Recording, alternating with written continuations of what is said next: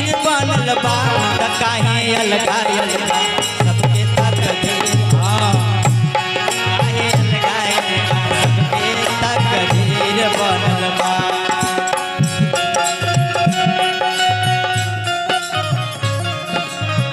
जय हो, क्या बात है।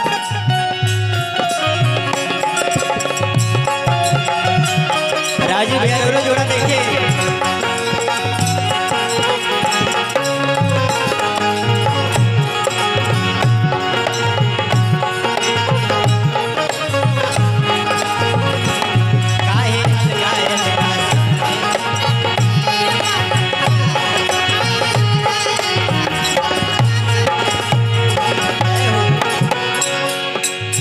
अगला कड़ी में कहना बा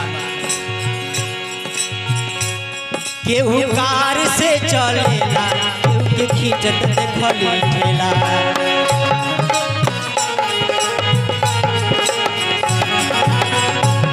देखिए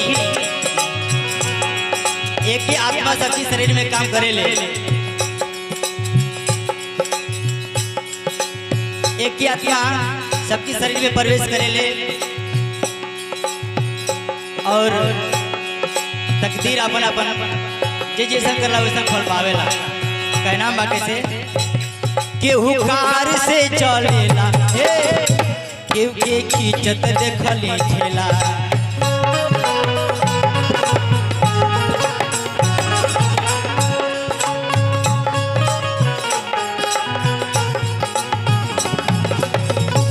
केहू लेला केहू देला ओ केहू लेला केहू देला केहू गुरु केहू चेला।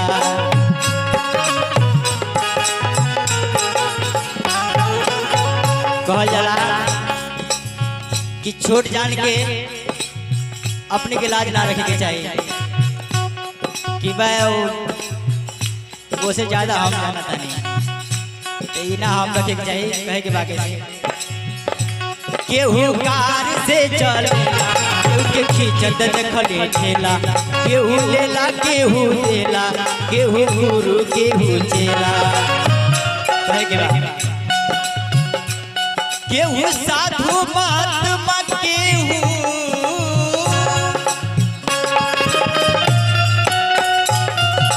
केहू अरे साधु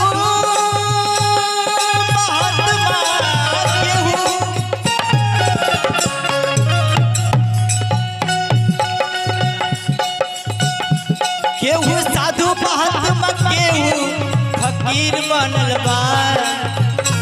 केहू साधु महात्मा केहू फकीर बनल बा त काहे अलगा अलगा सबके तकदीर काहे अलगा अलगा सबके तकदीर बनल बा। राजकुमार बाबू बनल रहो।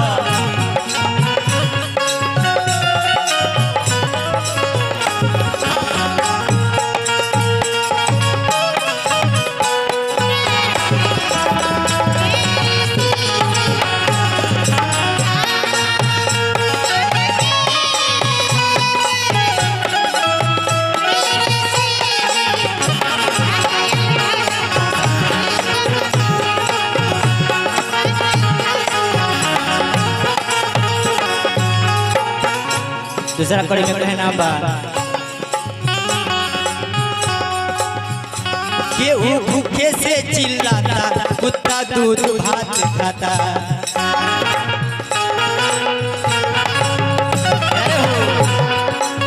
देखिए इसमें आदमी के सेवा नहीं के हो, सेवा सबसे बढ़िया होता तो कुत्ता बिलार को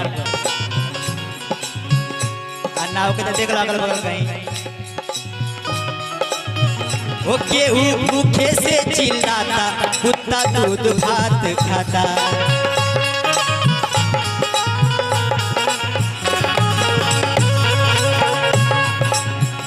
केहू के नहीं खे डालत भात केहू भूखे जात आता।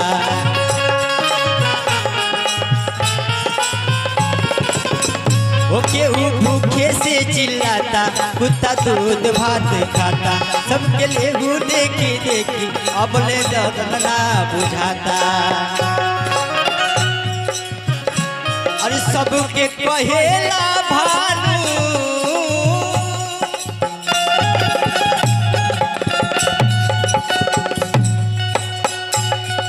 अरे भानु कहेला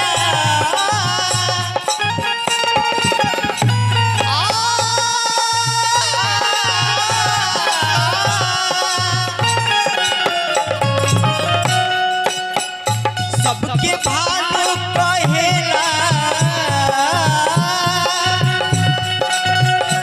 सबके भानु कहेला अरे ई तकदीर बनल बा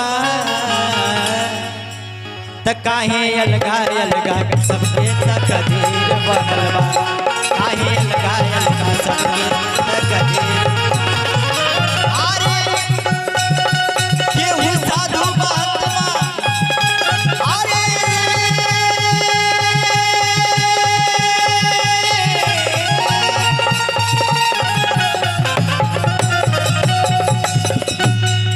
अरे साधु महात्मा केहू फकीर बनल बा साधु महात्मा केहू फकीर बनल बा काहे अलगा अलगा सबके तकदीर बनल बा काहे अलगा अलगा सबके तकदीर बनल